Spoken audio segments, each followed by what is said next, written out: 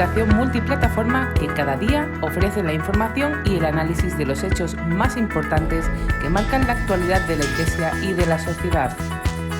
Omnes cuenta con una publicación mensual impresa por suscripción, en la que colaboran expertos y corresponsales en multitud de países y que se distribuye en la actualidad por numerosos puntos de la geografía, especialmente española y latinoamericana. La web de Omnes es, sin duda, el centro de la actividad informativa. De actualización diaria repasa los acontecimientos más importantes de la actualidad de la Iglesia, sus razones, sus claves y consecuencias, ofreciendo al lector una mirada católica del mundo que le rodea.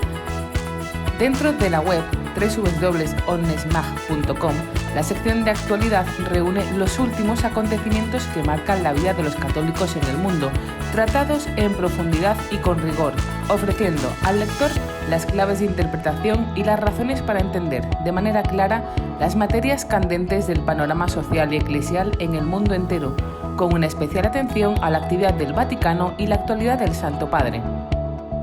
Los focos ponen su mirada en temas centrales de la vida de la Iglesia en este momento, como son la ecología integral, la familia o la educación.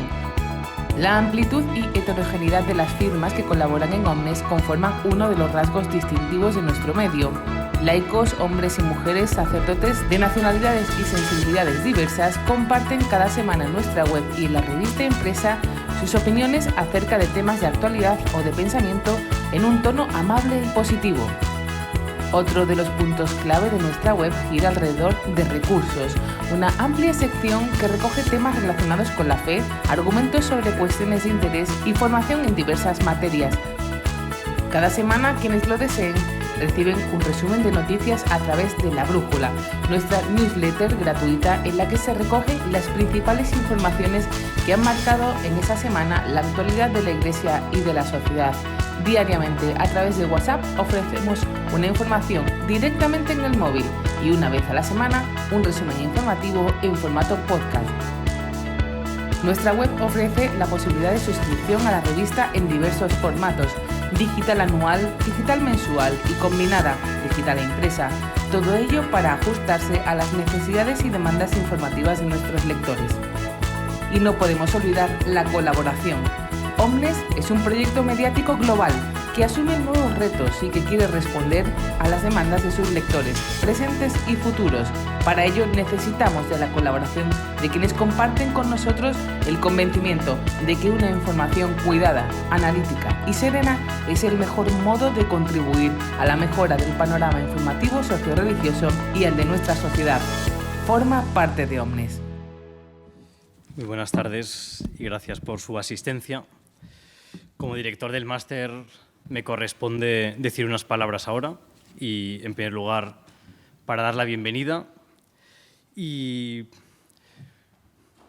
bien, para recordar el año pasado, en estas mismas fechas, estábamos en esta misma aula también haciendo la presentación del máster, que comenzaría, como está ya ocurriendo, su primera promoción. Y esa promoción está siendo una realidad. De hecho, aquí en esta aula hay alguno de los alumnos ya del máster. Y bien, comenzamos esta aventura de lanzarnos a organizar este máster de Derecho Matrimonial y Procesal con la ilusión de contribuir a la formación de tanta gente que trabaja en los tribunales eclesiásticos, de jueces, de abogados, de peritos, de notarios, gente con el deseo de contribuir y de ayudar, y un máster que tiene la ilusión no solo de ser una formación técnica meramente desde el punto de vista de pericia, digamos, en el modo de ser capaces de saber hacer las cosas, sino con la ilusión de aportar una formación integral, de aprender a estudiar de nuevo, a redescubrir una vez más la maravilla del matrimonio, de la realidad del matrimonio desde su misma naturaleza. Hoy en día, y quizás el motivo por el que estamos aquí, hay una poco sensación a veces de que el matrimonio está en crisis, y no es verdad. El matrimonio no está en crisis. Lo único es que necesitamos redescubrir la belleza de esta auténtica maravilla que tenemos entre nosotros. Y con esa ilusión nació el máster, con el deseo de aportar las herramientas para redescubrir, para saber enfocar siempre el estudio del matrimonio desde su auténtica verdad natural. Con este coloquio que organizamos este año junto con Omnes, queremos precisamente contribuir a que se haga realidad este pensamiento, este deseo de conocer cada vez mejor esta realidad, de ser capaces de afrontar y de pensar mejor y de contribuir a dar luz, aportar luz para la razón, para saber dar motivos de esta maravillosa realidad, para saber descubrir la belleza, bondad, que siempre se apoyan en la verdad de lo que es el matrimonio en sí mismo. Así que, sin más dilaciones, yo voy a dar paso a este coloquio. Agradezco también la presencia de María y de Fernando, que han querido venir aquí y estamos muy contentos de que hayan venido y muy agradecidos. A María José, que nos dirige en esta tarde, y a todos los aquí presentes. Y también aprovechando, luego el que quiera más información sobre el máster, en la parte de atrás han quedado algunos folletos informativos y quedamos también los que estamos aquí del máster de la Junta Directiva totalmente a vuestra disposición para responder las preguntas que queráis. Muchas gracias y buenas tardes.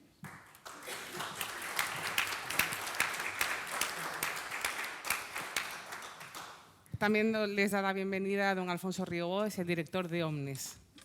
Sí, buenas tardes y bienvenidos. Como dice María José, me ilusiona recibirles también en esta sesión de hoy y quiero expresar mi satisfacción por la posibilidad de tener esta sesión, este foro Omnes, en un marco tan estupendo desde el punto de vista no solo estético, sino sobre todo académico, que es la sede de Madrid de la Universidad de Navarra. E igualmente quiero expresar mi satisfacción por la colaboración con el Máster en Derecho Matrimonial y Procesal Canónico, que es una oferta estupenda para todas las personas que tienen relación o quieren tenerla con los tribunales canónicos y que se caracteriza, como quizá ustedes ya saben, por un lado por el rigor de la enseñanza, por la calidad del profesorado y al mismo tiempo por la flexibilidad de una formación que es en parte presencial pero también en parte online, de tal manera que permite la participación de personas de muy diversos lugares. Es decir, no hace falta estar, digamos, en Madrid permanentemente, sino que se puede seguir también a distancia, ¿no? En este caso, además, el esfuerzo común con el máster y por parte de Omnes, que dirijo, se centra en el tema de hoy, que es el de varón y mujer como algo que pertenece a la esencia del matrimonio. Este enunciado varón y mujer parece como que casi con evidencia se refiere a un hecho basilar en la misma visión del hombre, en la antropología más, digamos, más fundamental, ¿no? Pero tiene una traducción jurídica muy inmediata en lo que se refiere a la regulación del matrimonio por el derecho.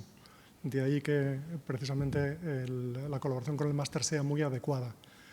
Pero además, para subrayar todavía la importancia del tema que hoy hemos elegido, es evidente para todos que se refiere a un asunto que tiene una importancia cultural y que ocupa un lugar tan central en los debates ideológicos de nuestro tiempo que realmente vale la pena tener una ocasión como la de hoy.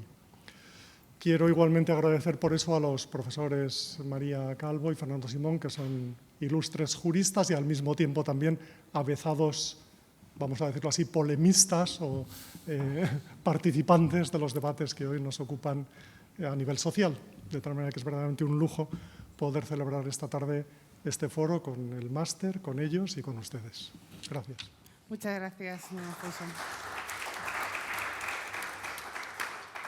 Pues poco más me queda que presentar a nuestros dos ponentes, aunque no necesitarían mucha presentación. Pero María Calvo es profesora titular de Derecho Administrativo en la Universidad Carlos III, ha sido investigadora visitante en universidades de Harvard y de Virginia. No voy a decir el nombre de Virginia para no decirlo mal, pero ha estado allí. Es autora de numerosas publicaciones destacadas de derecho ambiental. Sus trabajos han sido publicados en las principales revistas científicas de su disciplina. Desde hace algunos años, y por eso también muchos de los que estamos aquí la conocemos, se embarcó en un amplio estudio sobre la libertad de enseñanza en España y es un tema sobre el que es conocida también por sus artículos y por sus ponencias. También está considerada como una de las mayores expertas en educación diferenciada. Ha publicado ensayos y trabajos dedicados a la alteridad y a la complementariedad sexual, Esto creo que va a salir en el coloquio de hoy de alguna forma por el título, ¿no? Y entre sus publicaciones figuran Los niños con los niños, las niñas con las niñas, iguales pero diferentes, y Hombres y mujeres, cerebro y educación. Por su parte, don Fernando Simón Yarza es catedrático acreditado de Derecho Constitucional en la Universidad de Navarra. Fue premio Tomás y Valiente 2011 a la mejor obra en Derecho Constitucional, un premio concedido por el Tribunal Constitucional y el Centro de Estudios Políticos y Constitucionales. Ha sido investigador visitante en las universidades de Münster, Boston, Princeton y Oxford. Ha impartido más de un centenar de ponencias y conferencias en varias universidades y publicado en las principales revistas editoriales de Derecho Constitucional. Su investigación se mueve entre el derecho constitucional y la filosofía del derecho. Además, ha traducido al español varias obras del filósofo alemán Robert Spemann, muy conocido también entre algunos de los asistentes, y es miembro de la Asociación de Constitucionalistas de España y de la International Society of Public Law y de la James Madison Society de Princeton. Casi nada, un currículum pequeñito de los que tenemos todos, así que evidentemente va a ser más que interesante este foro varón y mujer, que además tenemos que agradecer, como siempre, además al Máster de Formación Permanente en Derecho Matrimonial y Procesal Canónico de la Universidad, a la Fundación CARF y al Banco Sabadell, que hacen posible que tengamos estos foros. Sin más, doy el paso a María, porque las mujeres y los niños tienen que ser los primeros en lo bueno y en los naufragios. Estupendo, muchísimas gracias. Gracias por la presentación, gracias por estar aquí. En fin, gracias a Omnes, a la Universidad de Navarra, siempre que vengo me siento como en mi casa y una vez más estoy súper a gusto y encantadísima de estar aquí. Y estoy feliz, sobre todo, de estar en el marco del máster de matrimonio y familia. De derecho procesal. Este es de derecho canónico. Pero derecho matrimonial y procesal. Derecho matrimonial. Hablar del matrimonio yo creo que ahora mismo es hablar de la solución a muchos de los problemas sociales que hay actualmente, ¿no? Realmente, si nos fijamos en las políticas que hay, no hay ninguna sola política, ninguna medida administrativa o política dedicada al matrimonio. Nos centramos mucho en los hijos, nos centramos en otras generaciones, nos centramos en las uniones de hecho, pero en el matrimonio, que realmente es esa unión que va a dar raíces a la descendencia para que luego puedan tener alas. Nos extraña que muchos jóvenes no vuelen, no se emancipen, no trabajan, no forman una familia, no se casan, pero eso no han tenido unas raíces, ese cimiento carnal de la trascendencia, ¿no?, del que habla Fabrice Haddad. Pues realmente luego es difícil que tengan alas. Preguntarnos por qué se separa un matrimonio cada segundo en el mundo desarrollado. ¿Qué es lo que está pasando con esta institución? Preguntarnos por qué no se casan los jóvenes, ¿no? Yo tengo 4 hijos y, en fin, pues estoy esperando, ¿no?, a ver qué es lo que está pasando. Le digo a mi marido, ¿pero qué ejemplo estamos dando? ¿Por qué no se casan? ¿Por qué no se casan los jóvenes? Esa es otra pregunta. El otro día, en un curso para jóvenes, matrimonios recién casados, por lo tanto, unos héroes del siglo XXI, actualmente les decía yo, es necesario retrotraernos hasta el Cantar de los Cantares, les decía, al rey David, porque el rey David sabía mucho de matrimonio, tenía el don de la sabiduría, pero además tenía 700 esposas, con lo cual algo sabía de ese tema. Y él recomendaba que había que, digamos, alimentar 3 amores distintos, ¿no?, en el Cantar de los Cantares. El amor de la amistad, en primer lugar, el amor del compromiso, matrimonio, en segundo lugar, y en tercer lugar, el de la sexualidad. Y les decía, y por ese orden, y todos juntos, porque por separado son pequeñas llamas que se las lleva el viento, pero juntos son un enorme fuego difícil de extinguir, ¿no? Y les decía, pero es que hemos cambiado el orden. Empezamos por la sexualidad, en su caso hay amistad, el compromiso es complicadísimo que lo haya, entonces hemos desbaratado ese esquema, ¿no? Pero sobre todo, sinceramente yo creo, hay muchas razones para las rupturas matrimoniales, hay muchas razones, aunque el matrimonio no esté en crisis, como decía don Álvaro, muchas razones podríamos buscar antropológicas, sociales, psicológicas, por las que los jóvenes no quieren comprometerse, tienen miedo al compromiso, pero yo creo que hay una que abarca todas y es que hemos perdido la capacidad de amar. Hemos perdido la capacidad de amar, entendiendo por amar el uso de la razón, pensar en el otro antes que en uno mismo, ¿no? ¿Y esto por qué? Pues porque realmente hemos experimentado como seres humanos una mutación antropológica. Estamos viviendo una época, quizás la primera en la historia de la humanidad, en la que hay una crisis de identidad en el ser humano, porque hay una crisis de naturaleza, una crisis de racionalidad, una crisis de trascendencia. Están en crisis las bases de nuestra civilización occidental, ¿no? En gran medida el uso de la razón por parte de Grecia y la trascendencia, todas esas enseñanzas sobre el amor de la tradición judeocristiana. De manera que esta mutación antropológica ha afectado a las raíces de la familia. En primer lugar, esa falta de naturaleza, esa negación del dimorfismo sexual, de la alteridad sexual, que es el fundamento antropológico esencial del ser humano, esa negación de que el sexo sea constitutivo de la persona, de que exista un hombre y una mujer naturales, biológicamente naturales. Esa frase... Qué emocionante. Le he dado sin querer.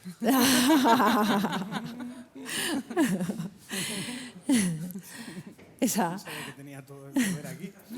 Perdón. Es que quiere la palabra Fernando ya. Así sin querer. Es para interrumpirme, Fernando. Perdón. De verdad. Esa frase tan dañina, ¿no? Y que ha tenido luego su prolongación con la teoría de género, esa frase de Simone de Beauvoir de mujer te haces, no naces, y por tanto hombre te haces, no naces, ¿no?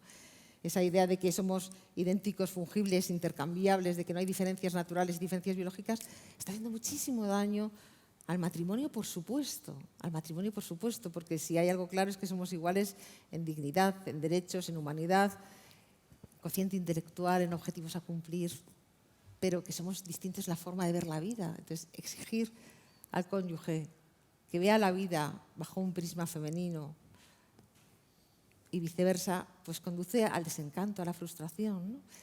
De manera que recobrar esa naturaleza, nos han quitado parte de nuestra esencia. Ha habido realmente con esta mutación antropológica una labor de ingeniería social y legal también muy minuciosa para extirpar esa esencia, por ejemplo, esa esencia femenina, ¿no?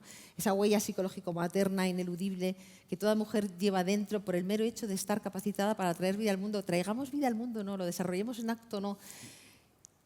Estamos preparadas para traer vida, tenemos esa huella psicológico-materna, de manera que anular eso nos deja solamente la otra parte, ¿no? Como decía Mario Elena Cherotti, esa otra parte erótica que es una parte autorreferencial.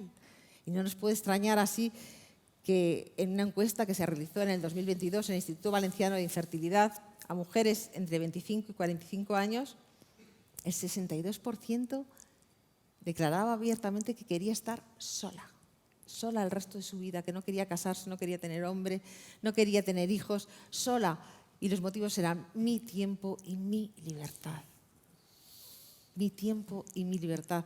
Hay una idea de que los vínculos nos constriñen, nos oprimen, cuando realmente los vínculos nos liberan. Y el vínculo matrimonial, a pesar del conflicto, caos, campo de batalla que es constantemente, nos libera profundamente. Y sin embargo, estas mujeres decían, mi tiempo, mi libertad. Y no se dan cuenta de que la libertad sin vínculos precisamente es una forma inédita de esclavitud, porque es la esclavitud de mi yo autorreferencial, de mis pasiones, mis sentimientos, mis emociones, mis deseos, ¿no? Y no se dan cuenta de que el tiempo en soledad hay que llenarlo, y hay que llenarlo en esta turbotemporalidad en la que vivimos, ¿no? A toda velocidad, de forma histérica, a veces una experiencia, otra experiencia, trabajo profesional, consumo, y toda mucha velocidad, porque cuando la capa de hielo es muy fina hay que patinar muy rápido porque eso se rompe y caemos en la introspección y nos damos cuenta de nuestra fragmentación interior, ¿no? Fernando. Bueno, yo lo primero quería también empezar mi intervención dando las... Bueno, espera, no sé si esto está bien está conectado, ¿no? Yo quería, primero pedir disculpas por haber apagado la luz, que no lo he hecho para interrumpir, no sabía que tenía aquí a un clic todo el poder sobre la luz, pero ha sido sin querer. Y bueno, quería dar las gracias en primer lugar al Foro Omnes por la amabilidad de haberme invitado a este coloquio con María, que me hacía mucha ilusión además, me ha hecho mucha ilusión venir, por lo mismo, al Foro Omnes y al matrimonio al máster de Derecho Matrimonial y Procesal Canónico, me hacía mucha ilusión por el mismo motivo, porque el matrimonio pues, es un tema que me interesa mucho. He seguido muy de cerca y yo pensaba abordar los problemas desde una perspectiva bastante jurídica, entre el derecho y la antropología, que es desde la parte que me he ocupado, y ha estado muy ligada a las polémicas de los últimos años. Las he seguido muy de cerca en su día en Estados Unidos, justo cuando se estaba debatiendo sobre el matrimonio entre personas del mismo sexo en Estados Unidos. Lo viví donde se estaba dando la batalla de manera más intensa, que creo que era en la Universidad de Princeton, con Robert P. George, todos los que estuvieron allí los profesores de Derecho y de Filosofía que estuvieron defendiendo la concepción conyugal clásica del matrimonio. Yo había planteado bastante mi intervención en ese sentido. Una cosa que ha dicho María me parece crucial, creo que es racionalidad y emotivismo, una sociedad que reconoce la naturaleza, una sociedad que cae en el emotivismo. Yo creo que ahí está la clave o lo que distingue las dos visiones, si se puede decir así, que hoy hay sobre el matrimonio. La clave que distingue las dos visiones, la visión conyugal clásica, que está fundada en la naturaleza o pretende fundarse en la naturaleza y que es multisecular, y una concepción moderna que se podría calificar perfectamente como emotivista. La primera la conocemos, bueno, los canonistas la conocen fenomenal a través de la definición de Pedro Lombardo, Ulpiano, y se caracteriza, todos los autores invariablemente han puesto en el centro de la definición de matrimonio siempre la unión del varón y la mujer. Así es como empieza Pedro Lombardo: viri mulierisque coniunctio maritalis, Modestino, coniunctio maris et femine, Ulpiano, nuptia autem sive matrimonio est viri et mulieris coniunctio. Todos los autores. Es algo que está fuera de dudas. Y esto es lo que se ha roto, se rompe. Yo creo que fue decisivo. La discusión del matrimonio homosexual resultó decisiva para romper con esta visión en la sociedad, para romper en el derecho, mejor dicho, más que en la sociedad, en el derecho positivo. Se rompe con esta visión hace 2 décadas en España, fue uno de los primeros países, la Ley 13 de 2005. Después vino en Estados Unidos a través de la sentencia del Tribunal Supremo Americano en 2015. Se rompió con esta concepción. Lo interesante era, y ahí es donde se aprecia el emotivismo, deducir los rasgos de la nueva visión que se adopta. La visión clásica se funda en la dualidad sexual y la complementariedad sexual del varón y la mujer. A mí me gusta mucho citar a Peter Kreeft, que insiste. Peter Kreeft es un filósofo de la Universidad de Boston que insiste mucho en explicar la dualidad y la complementariedad sexual como arquetipos frente a estereotipos. Hoy en día tendemos a pensar, está muy extendida la idea, se trata de vender a veces la idea de que la masculinidad y la feminidad son puramente estereotipos culturales, algo que se construye, que se moldea.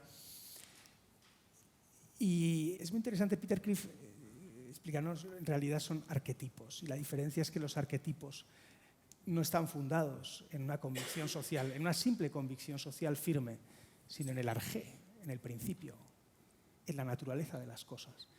Y además la masculinidad y la feminidad ni siquiera son realidades puramente humanas, ni siquiera realidades puramente animales, sino que son realidades cosmológicas, en cierto modo. El yin y el yang, lo vemos. La masculinidad y la feminidad, incluso el carácter del matrimonio, la boda, está profundamente arraigada en todos los ámbitos de la creación. Si uno en la Biblia, por ejemplo, el propio acto creador es concebido como un intercambio nupcial. Al principio Dios crea el cielo y la tierra dice era caos y confusión. Después el espíritu se cierne sobre las aguas y hay una serie de separaciones en las que la realidad se separa para unirse. El cielo y la tierra, el cielo y la tierra y el mar, la luz y el día. De alguna manera son analogías primordiales que remiten también al fenómeno de la dualidad de lo masculino y lo femenino. La luz y las tinieblas, perdón, he dicho. Y finalmente, la corona de la creación es el hombre y la mujer. El hombre y la mujer es la corona de la creación, que son separados, salen de la misma naturaleza, la mujer de la costilla de Adán, para volver a unirse. La alianza de Dios en la Biblia es concebida también siempre en clave esponsal. La alianza de Dios primero con Noé, que es una especie de desposorio con todo lo vivo, una alianza sellada con el símbolo del arco iris. Después, la vigilia pascual es cantada como una noche de bodas. En el pregón pascual decimos Overe beata nox, in qua terrestris celestia humana divinis conjuntur, humanis divina junguntur, perdón, en el pregón pascual. Y el culmen de la creación, el Apocalipsis, es también una boda, las bodas del Cordero. La boda es la fiesta por antonomasia y está en el ADN de la creación, así decirlo. Bueno, todo esto forma parte de los orígenes de la cultura, de toda cultura. Tratar de destruir esto es ir directamente, es declarar la guerra a la humanidad. Frente a esta visión del matrimonio, una visión del matrimonio fundada en este arquetipo de la dualidad de la masculinidad y la feminidad, el matrimonio entendido como unión orgánica comprensiva. A mí es una definición que me fascina, unión orgánica comprensiva. Porque solo el hombre y la mujer son capaces de unirse. El matrimonio es la única unión que constituye un órgano. Ninguna unión humana, aparte del matrimonio, puede constituir un solo órgano. Un órgano es un conjunto de partes que cooperan para la realización de una función. Y ya en el ámbito biológico el hombre, el ser humano, el individuo, se basta para realizar sus distintas funciones, salvo la transmisión de la vida. La transmisión de la vida se realiza en una unión orgánica, una unión teleológica hacia un fin. Se podría decir que el hombre y la mujer no tienen órganos reproductores, de hecho. No es verdad que el hombre tenga un órgano reproductor y que la mujer tenga órgano reproductor. El hombre tiene órgano digestivo, tiene órgano respiratorio, pero no tiene órgano reproductor porque el órgano reproductor es el hombre y la mujer. O sea, la función de transmitir la vida forma un solo órgano de los dos. Por eso cuando el Génesis dice que serán una sola carne, no está haciendo una metáfora ni una alegoría, sino que la interpretación más correcta es la interpretación literal. Literalmente se hace un solo órgano. San Pablo, cuando lee ese pasaje, habla de un soma, un solo cuerpo. Esta unión orgánica comprensiva está orientada estructuralmente a la procreación. En el plano biológico es evidente, es una unión que tiene una fecundidad estructural, que no quiere decir, eso no quiere decir que todos los matrimonios tengan que tener hijos, que el no poder tener hijos desvirtúe el matrimonio, porque sigue perteneciendo al mismo tipo estructural la unión. La teleología de la unión sigue existiendo. O sea, el impulso subjetivo o el impulso interno de esa unión hacia la procreación sigue existiendo. Aunque por algún defecto en la naturaleza, por alguna deficiencia en la naturaleza, no se produzca o por los simples ritmos de la vida. Pero esa unión está estructuralmente orientada a la procreación, es una unión teleológica. Claro, esto tiene consecuencias para el derecho tremendas. La aptitud natural para formar una familia es la que funda todo el derecho. Las normas maritales, el sentido de la promoción de la estabilidad al servicio del bienestar de los hijos, etcétera, etcétera, todas las normas maritales. Por eso alterar esta concepción del matrimonio es un acto eminentemente violento. Esto se rompe, esto se ha roto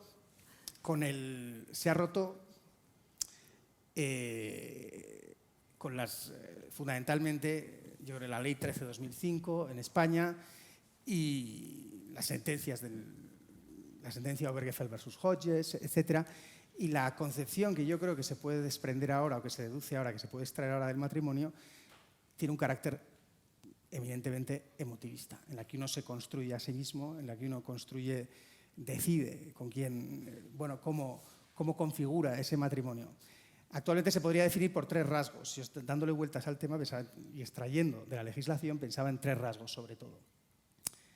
Unión afectivo-sexual, pero no entendida como orientada estructuralmente a la procreación, sino unión afectivo-sexual entendida como coexistencia, convivencia de carácter libidinoso, es decir, existe el elemento de libido, existe el elemento sexual, pero al margen de la procreación.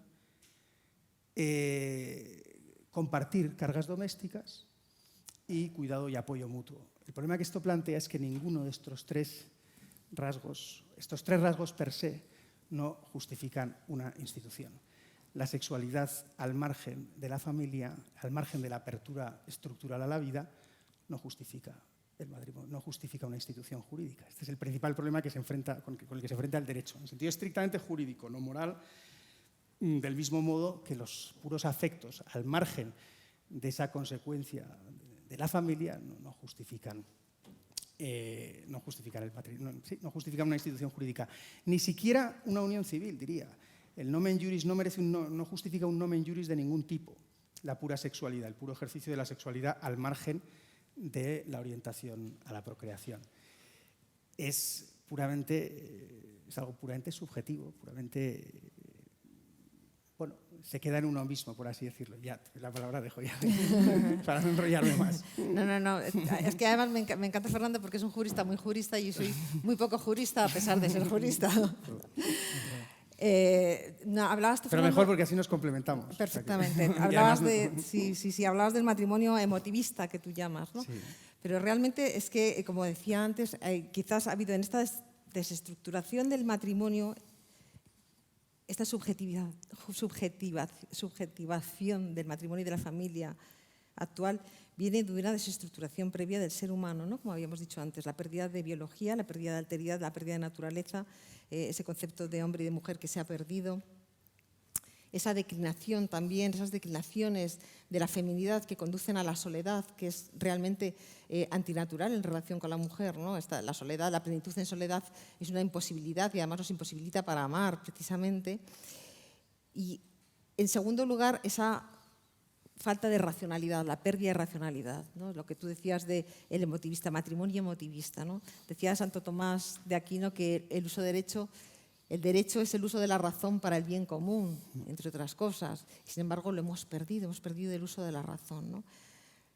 Y está afectando muchísimo al matrimonio, porque, entre otras cosas, la racionalidad está en la esencia del ser humano. La racionalidad nos conmina a actuar bajo máximas que se pueden convertir en ley universal. Si perdemos la razón, nos deshumanizamos, nos deshumanizamos. Realmente nos animalizamos porque nos movemos por pulsiones, por impulsos, por sentimientos, por emociones. Vivimos una sociedad muy emotivista, muy sensiblona. Lo que sale del corazón es lo que vale. Y realmente socavamos incluso las bases de la civilización. Decía Freud que la civilización comienza precisamente con el control de los impulsos. Realmente nos convertimos en seres hedonistas, confundimos bien con placer, y utilitaristas también en las relaciones familiares y en la relación de pareja. ¿Cuántas parejas se rompen porque ya no siento lo mismo?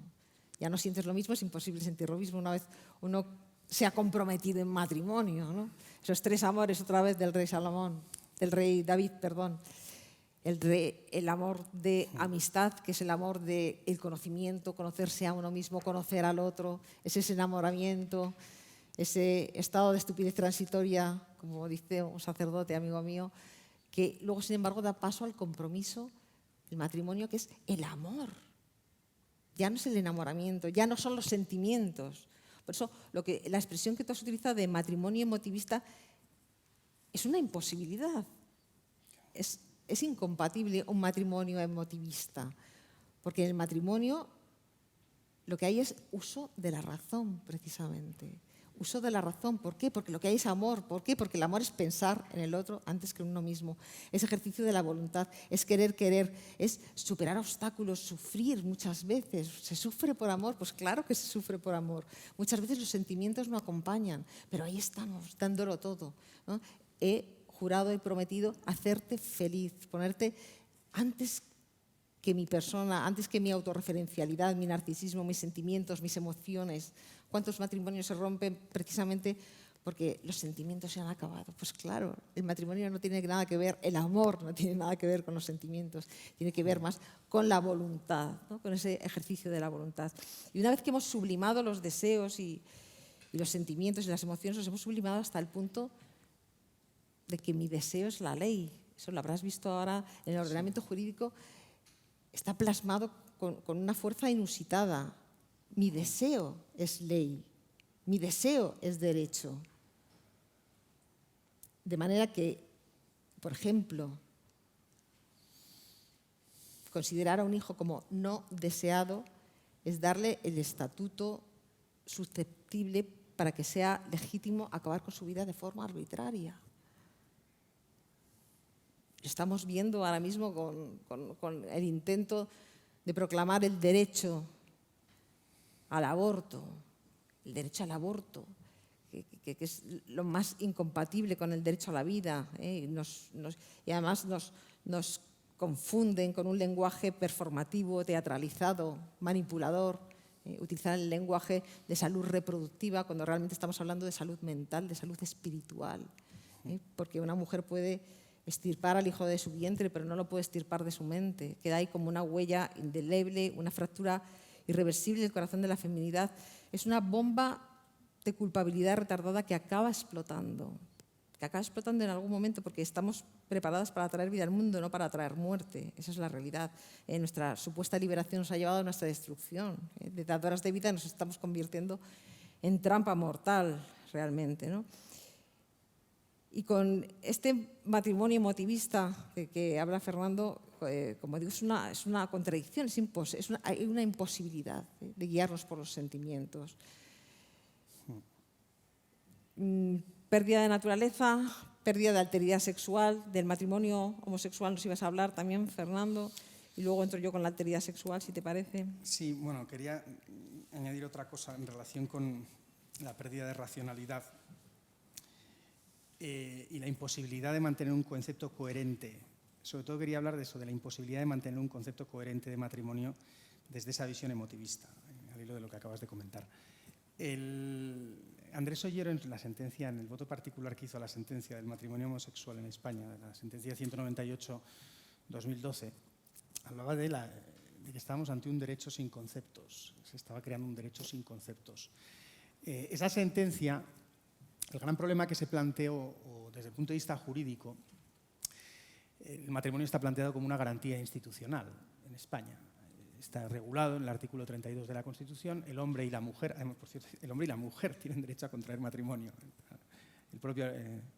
La propia Constitución indica quiénes son los sujetos de... Aunque bueno, se podría aducir desde un punto de vista puramente literal que no dice el hombre con la mujer, pero bueno, dice el hombre y la mujer. Siempre se había entendido así la garantía institucional del matrimonio, una institución protegida por la Constitución, y lo que se planteaba es la alteración de esa garantía. Esa es la sustancia de la argumentación de los que en su día nos opusimos a la aprobación, a la legalización del matrimonio entre personas del mismo sexo. Andrés Ollero, en aquella sentencia, hablaba de esto, de una creación de un derecho sin conceptos, y es un poco lo que está ocurriendo.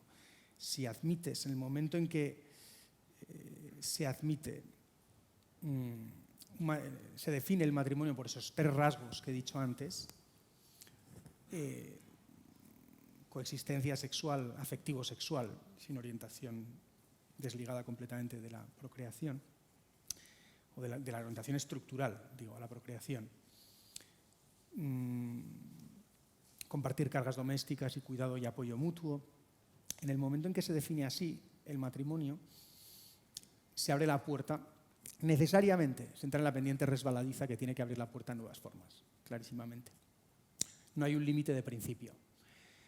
¿Por qué? Precisamente porque la sexualidad no es irrelevante, se ha roto lo que hace la sexualidad relevante para el matrimonio.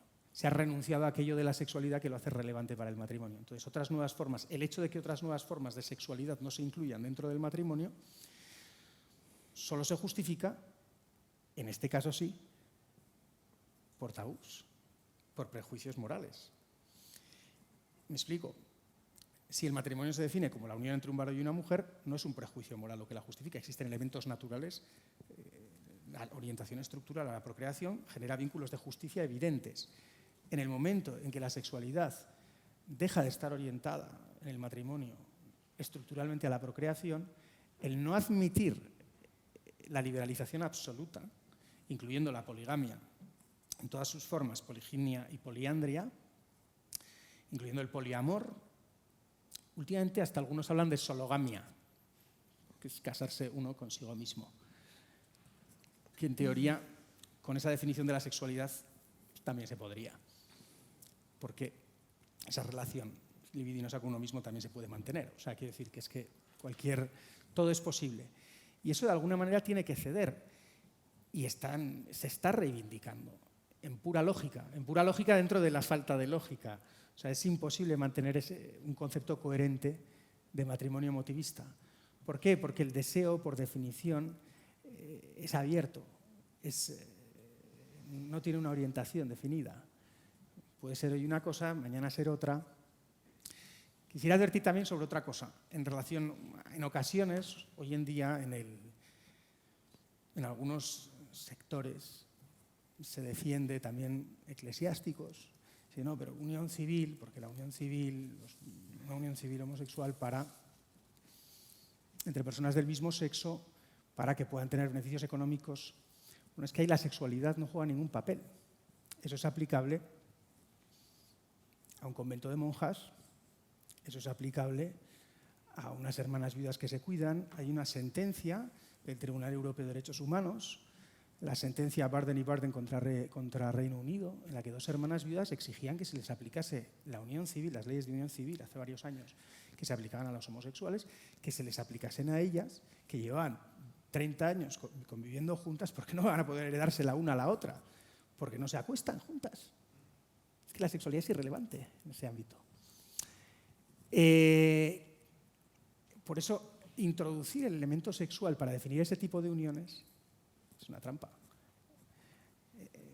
Es crear un nomen juris, pero ya la finalidad no es puramente económica. El darle un nomen juris específico a la sexualidad así practicada supone un reconocimiento de sentido de la sexualidad así practicada. Eso tiene un significado eminentemente moralizante, mucho más moralizante que el matrimonio. En el sentido, si entendemos por moralizante algo simbólico, honorífico, ajeno a relaciones estrictas de justicia, por así decirlo. El matrimonio entre un hombre y una mujer se fundamenta en cuestiones muy tangibles. Hijos vienen después, estructuralmente. Lo otro es mucho más moralizante. Es un reconocimiento de qué bien lo que vosotros hacéis. No sé cómo decirlo, mucho más. Hay una cosa muy esperanzadora, y es que siendo un arquetipo el matrimonio no puede borrarse del todo de la conciencia. O sea, la gente prefiere, los arquetipos son algo que está ahí. Hay un anhelo fundamental en el ser humano que apunta a todo el mundo. O sea, hay un anhelo muy arraigado en el ser humano de casarse, ser feliz para siempre. Esa dualidad sexual está ahí. Me gustaría leer unas palabras de Peter Crift. Las palabras masculinidad y feminidad han sido reducidas de arquetipos a estereotipos. Las expectativas tradicionales de que los hombres sean hombres y las mujeres mujeres se confunden porque ya no sabemos qué esperar que sean los hombres y las mujeres. Sin embargo, aun confundidas, las expectativas permanecen. Nuestros corazones desean los viejos estereotipos, entre comillas, o sea, los arquetipos, incluso cuando nuestra mentalidad lo rechaza. La mentalidad, aquello a lo que nos presiona la sociedad, por así decirlo. La razón es que los viejos estereotipos que estaban más próximos a nuestros instintos sexuales innatos, la razón es que los viejos estereotipos estaban más próximos a nuestros instintos sexuales innatos que los nuevos estereotipos. ¿Cuál es la evidencia para esto, para esta pretensión? Que hay más gente atraída por los antiguos estereotipos que por los nuevos. O sea, en el momento en que dejes de presionar con violencia, la situación se reencauza. Y eso es bastante alentador. O sea, ¿tú crees que eso va a pasar, Fernando? Bueno, a corto plazo. No lo veo a corto plazo, pero creo que tiene vamos a ver, algo de tú estás alentador. diciendo que el matrimonio, evidentemente, el matrimonio en su esencia sería como el contenido esencial de un derecho fundamental, el contenido esencial del matrimonio, para que eso sea un matrimonio realmente es un hombre y una mujer. evidentemente. Es equivalente al concepto jurídico del contenido esencial de los derechos fundamentales. ¿no?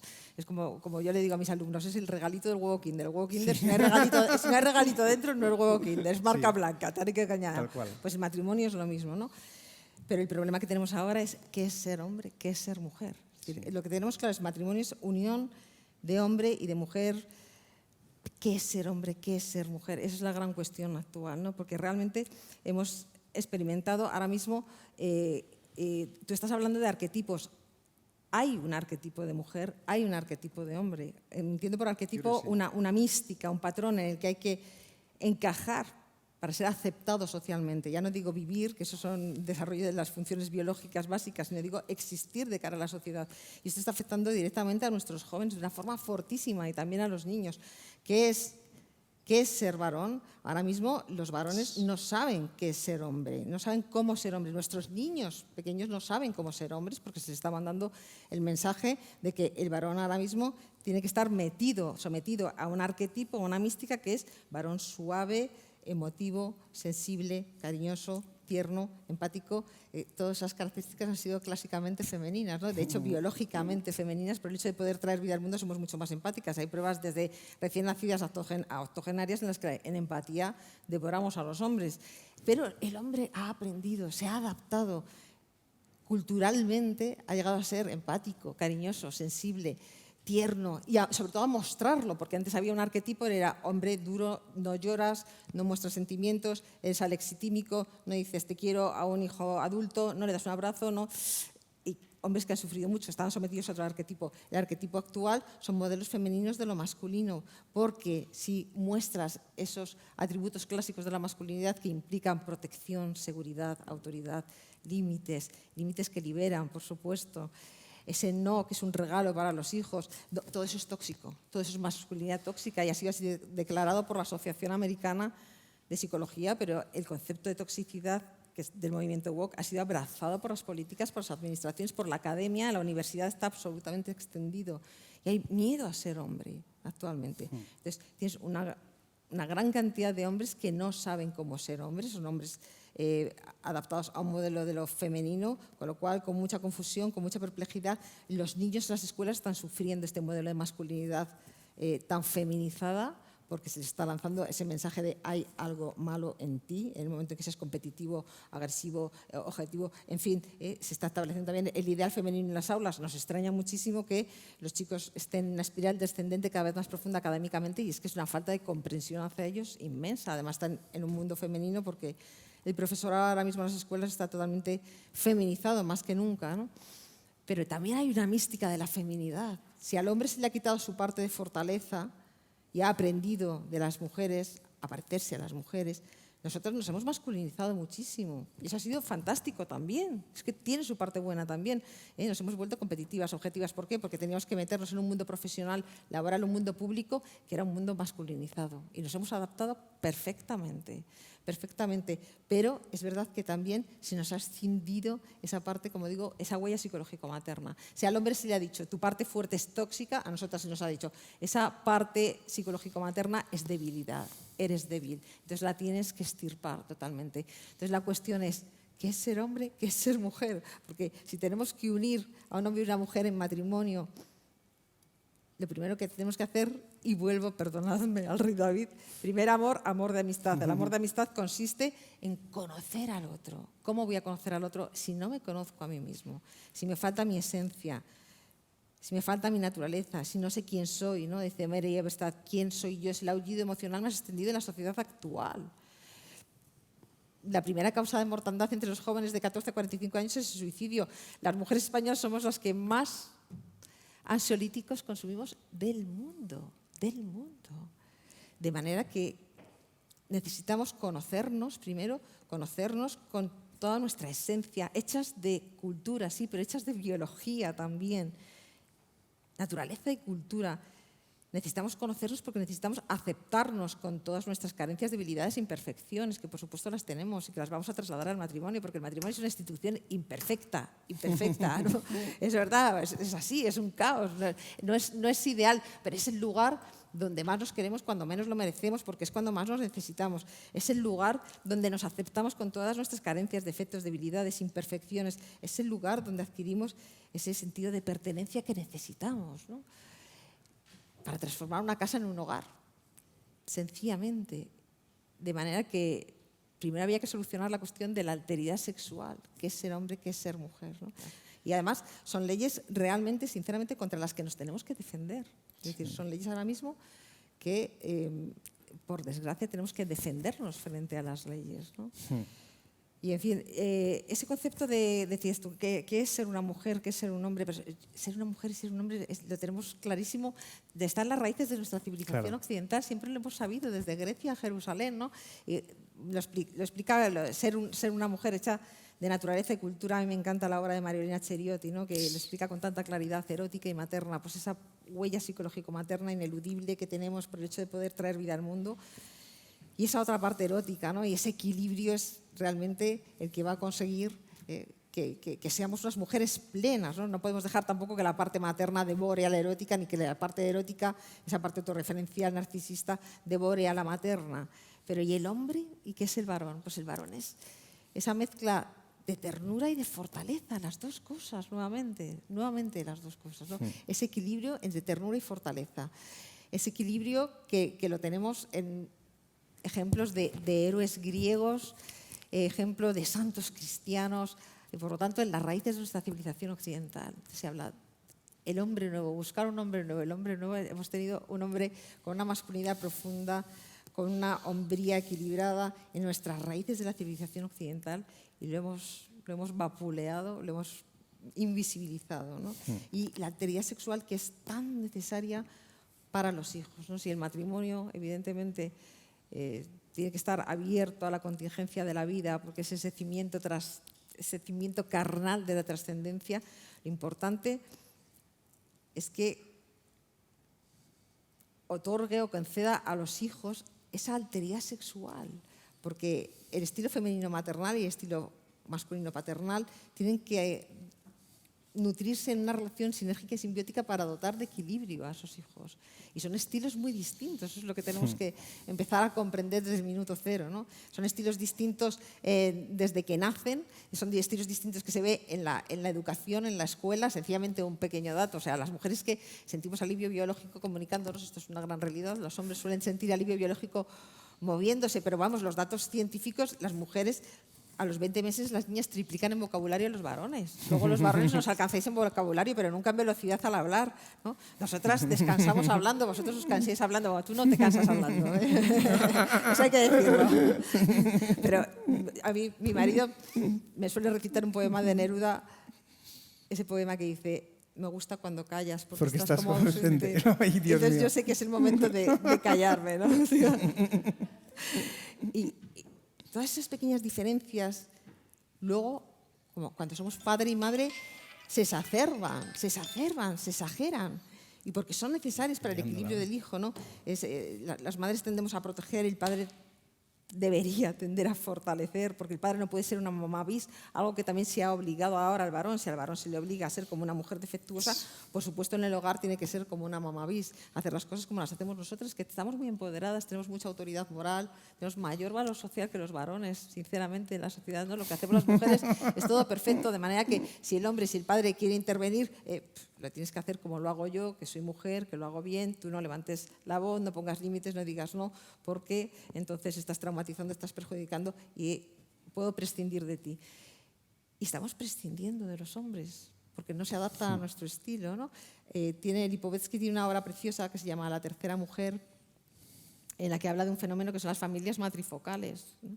Familias en las que, parejas en las que la mujer considera al hombre un inepto, porque no hace las cosas como ella, tiene un prejuicio de inutilidad masculina, y el padre acaba quedando como un espectador benévolo de la relación madre-hijo, que es la que tiene calidad. Eso es lo que nos transmiten socialmente también, ¿no?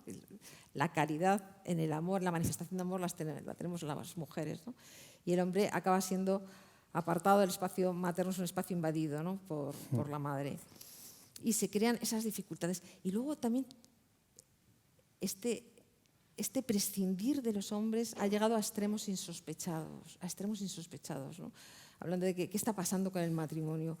Pues la mujer tan empoderada, muchas veces como causa de la falta de trascendencia en gran medida, ¿no? He dicho al principio, esta mutación antropológica ha habido una desnaturalización, hemos perdido nuestra esencia, ha habido una falta de racionalidad, nos hemos vuelto emotivistas, mi deseo es la ley, lo que yo deseo es lo que te tiene que transformar en derecho, y finalmente la falta de trascendencia, ¿no?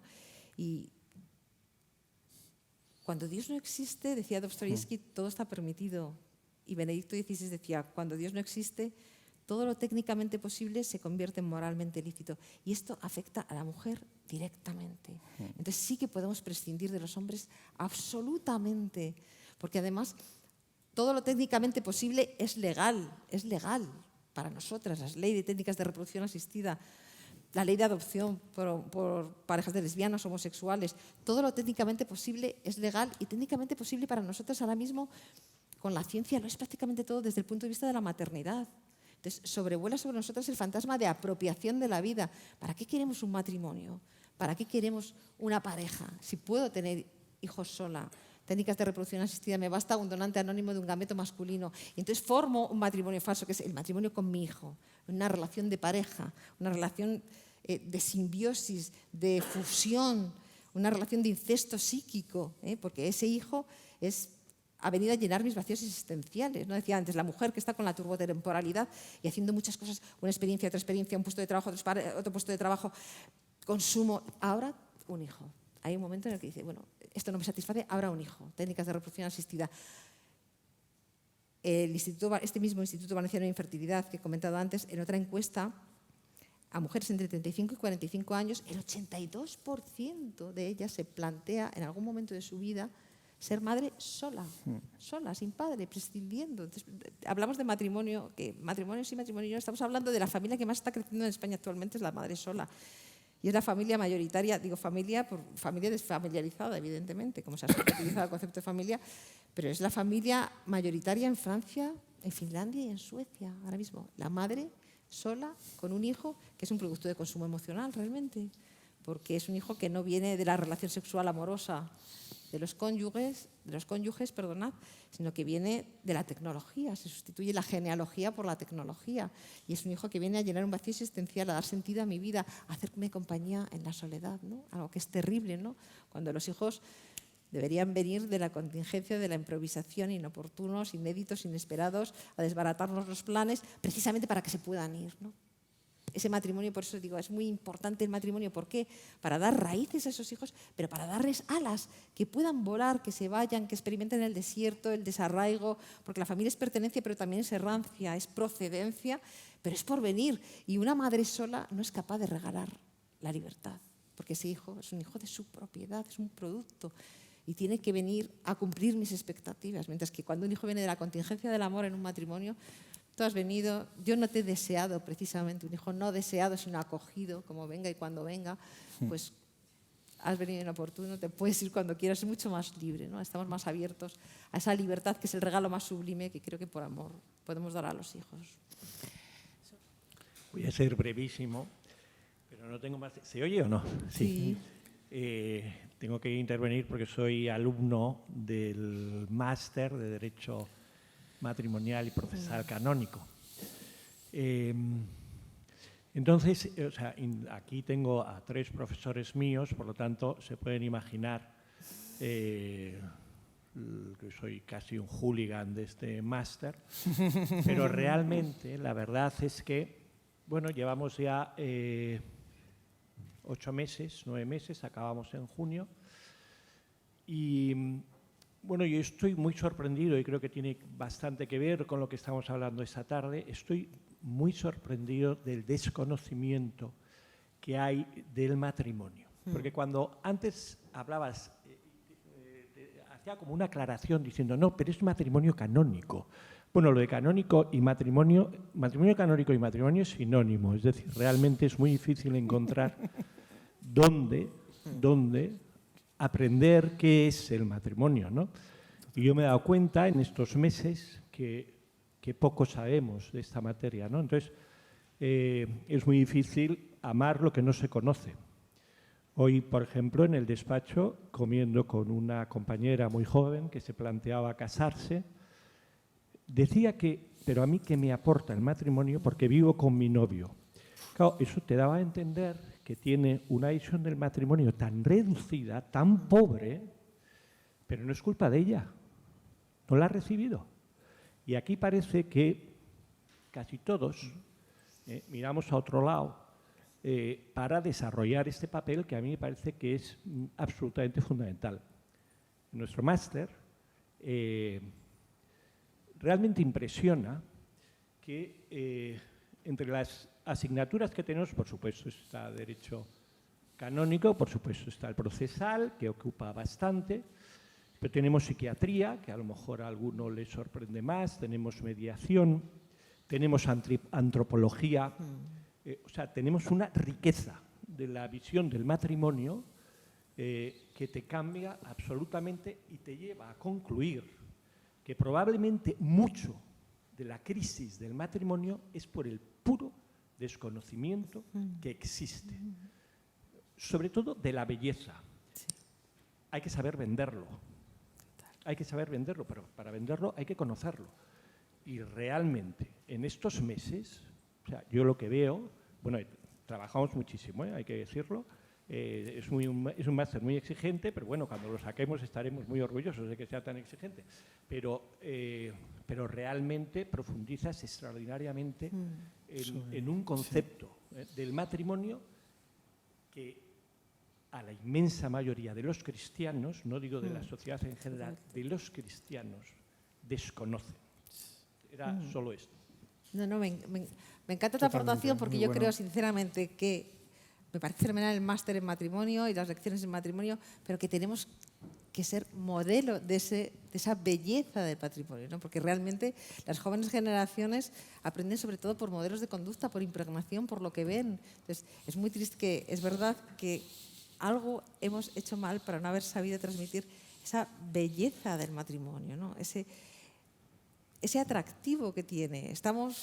Parece que se acaba la vida cuando nos hemos casado, que nos volvemos zombies, que ya ni amistad, ni sexo, esto es compromiso y se acabó lo demás. No. Hay que transmitir a nuestros hijos la amistad sigue, la sexualidad sigue, pero además el compromiso para toda la vida, ¿no? Y transmitirlo con modelos de conducta. Solamente voy a dar una anécdota. En la universidad, tomándome un café en la cafetería, es una anécdota que suelo contar porque es que se me puso el vello de punta escuchándolo esto. Había 3 alumnas muy empoderadas, muy jovencitas de mi clase, que no se querían casar, no quieren matrimonio, no quieren hombres, son tóxicos, perturbadores, que mi vida, mi libertad. Y una dijo, yo sí, yo quiero encontrar un hombre que me mire como mi padre mira a mi madre. Digo, ya está. O sea, es el curso matrimonial que ha recibido esta niña, ¿no? En su casa. Que me mire como mi padre mira a mi madre. Entonces cogí a mi marido y le dije, ya me estás mirando como es debido. Ya me estás mirando como es debido. Pero me di cuenta, a partir de ahí empezamos a mirarnos más. Y me di cuenta de lo importante que es la mirada. Lo importante que es tocarse.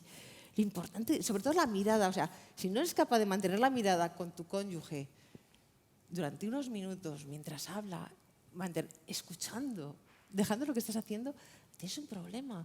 Esa tontería, hay días enteros que pasan y dices, pero si no le he mirado. Pero habla, cuéntame, sí, fenomenal, venga, vamos, a la cama, vamos a una película. No nos hemos mirado, pero mirada profunda, a los ojos. Eso es el matrimonio, eso es una maravilla. Aunque luego nos tiremos los platos a la cabeza, claro. Por supuesto. El reloj, ya lo decía la canción, es inexorable.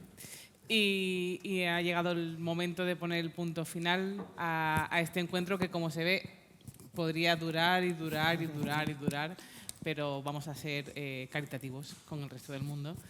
Y bueno, por supuesto, pues darle las gracias en primer lugar a nuestros ponentes, a Fernando, a María, muchísimas gracias. Tendríamos que repetir, porque esto se ve que da para mucho. Gracias al Máster de Formación Permanente en Derecho Matrimonial y Procesal Canónico de la Universidad de Navarra. Un agradecimiento especial, como no puede ser de otro modo, a los suscriptores de la revista Omnes, a los seguidores de nuestro medio, a quienes nos apoyan también a través de los donativos que se pueden hacer en nuestra página web, a nuestros patrocinadores, la Fundación CARF y el Banco Sabadell, a nuestros anunciantes y, por último y no menos importante, a todos los que habéis asistido esta tarde, que se iba a convertir en noche, aquí en la Universidad de Navarra, y esperamos volver a veros en algunos de nuestros foros. Esperamos volver a esta casa con el máster de formación permanente. Muchas gracias. A vosotros.